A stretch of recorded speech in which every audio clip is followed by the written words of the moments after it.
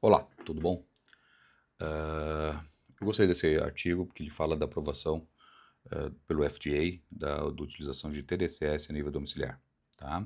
Já está sendo pesquisado aqui há algum tempo aqui no Brasil, já pelo pessoal do Von Day Calmo lá de Porto Alegre, tá? Tem vários artigos interessantes já nesse sentido, tá? Aqui em Joinville, em Santa Catarina, né, temos a empresa NKL, tá? Que é o que eu uso aqui no consultório, onde você passa através de uma eletrodo com esponjas bebidas de soro fisiológico, você passa a corrente elétrica para uma área alvo da pessoa, tá?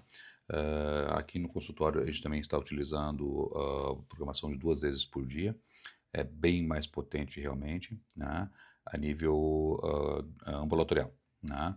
E depois, dependendo da condição da pessoa, se mora fora, se não mora, dependendo das condições econômicas, sociais e tudo mais, ela pode ser utilizada a nível domiciliar, né? E tem uma resposta interessante, né? E é uma promessa interessante para o tratamento não só de depressão, como no caso do artigo, tá? Mas também para fibromialgia, controle de dor visceral, melhora de foco, memória, né? Eu tenho o meu aparelho aqui em casa, como vocês viram aqui, e eu utilizo semanalmente para melhorar o foco de estudo, né? Então, a utilização dessa técnica tem sido bem promissora, tá? Então, divirtam-se, bons estudos. Valeu! Olá! Hoje a gente vai analisar uma notícia que pode, de verdade, inaugurar uma nova era no tratamento da depressão. Estamos falando do primeiro dispositivo de estimulação cerebral que pode ser usado em casa.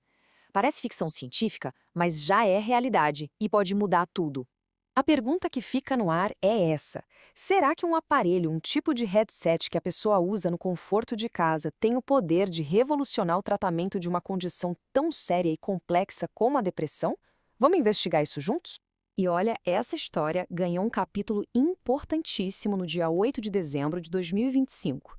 Foi nessa data que o FDA, que é o órgão regulador lá dos Estados Unidos, deu o sinal verde, aprovou o primeiro dispositivo desse tipo de uso doméstico especificamente para o transtorno depressivo maior.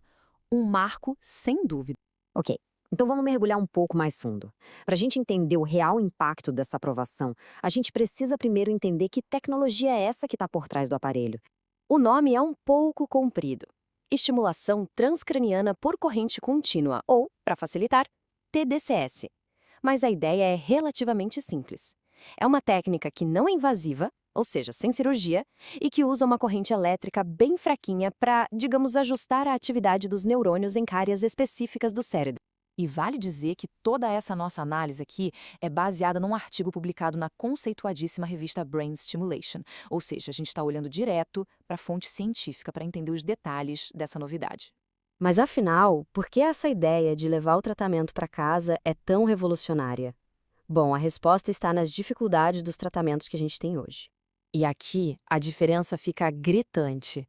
Pensa só, tratamentos mais tradicionais, como a eletroconvulsoterapia, exigem que o paciente vá até uma clínica, muitas vezes todos os dias, durante semanas.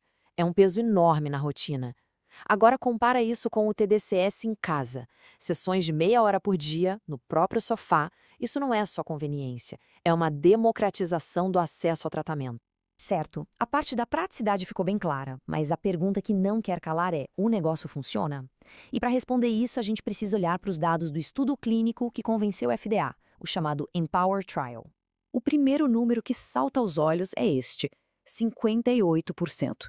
Essa foi a porcentagem de pacientes que usaram o aparelho de verdade e tiveram o que se chama de resposta clínica, ou seja, uma melhora bem significativa nos sintomas da depressão. E mais impressionante ainda, 45% desse mesmo grupo alcançaram a remissão. Remissão, em termos simples, significa que os sintomas diminuíram tanto que a pessoa já não se encaixava mais nos critérios de diagnóstico de um episódio depressivo. É um resultado muito forte. Este gráfico ajuda a gente a visualizar melhor. Ele mostra a queda na pontuação de uma escala de depressão. O grupo que recebeu a estimulação de verdade teve uma queda de 9 pontos, em média. O grupo que usou um aparelho placebo, que não fazia nada, caiu 7 pontos. A diferença é real e estatisticamente significativa, mas é aqui que a história ganha um pouco mais de complexidade. Pois é, aqui entra o olhar crítico da ciência.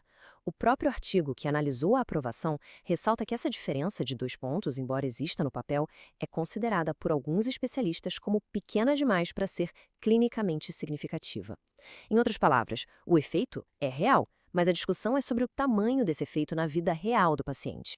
E a coisa toda fica ainda mais curiosa quando a gente olha para uma regra bem específica e até um pouco estranha que veio junto com a aprovação do FDA. É exatamente isso. A indicação do aparelho é apenas para pacientes que não falharam nos tratamentos com remédios. Isso vira de cabeça para baixo a lógica que a gente conhecia, porque normalmente essas terapias de estimulação cerebral são a última opção, para os casos mais difíceis e resistentes. E essa regra levanta a primeira grande dúvida para os médicos na prática. Por que a limitação é só com base em medicamentos? E se um paciente tentou psicoterapia por anos e não melhorou? Pela regra, ele poderia usar? Fica no ar. A segunda pergunta é tão complicada quanto: o que exatamente significa ser refratário? O paciente precisa ter tentado um remédio e não ter funcionado? Ou 2? Ou 5? A bula não especifica um número, e essa falta de definição cria uma baita área cinzenta para os médicos decidirem. Mas olha, apesar de todas essas perguntas, é inegável que essa aprovação é um passo gigantesco, então vamos olhar para frente e pensar no que pode vir a partir de agora. Como isso pode empurrar todo o campo da neuroestimulação? Os caminhos que se abrem são muitos, né? A gente pode começar a pensar em pesquisas para dosagens personalizadas, protocolos mais rápidos, com mais de uma sessão por dia, ou até mesmo uso em outras condições. E talvez o mais promissor de tudo seja a ideia de combinar o TDCS com outras terapias, como a psicoterapia, o que poderia criar um efeito ainda mais poderoso. E no fim, a gente encerra com essa reflexão. A chegada de um tratamento eficaz para a depressão que pode ser feito em casa é, sem a menor dúvida, um momento histórico. A grande questão que fica agora é: se este é realmente o divisor de águas, o começo de uma nova forma de tratar transtornos cerebrais, alcançando muito mais gente do que seria possível antes. O tempo vai nos dizer.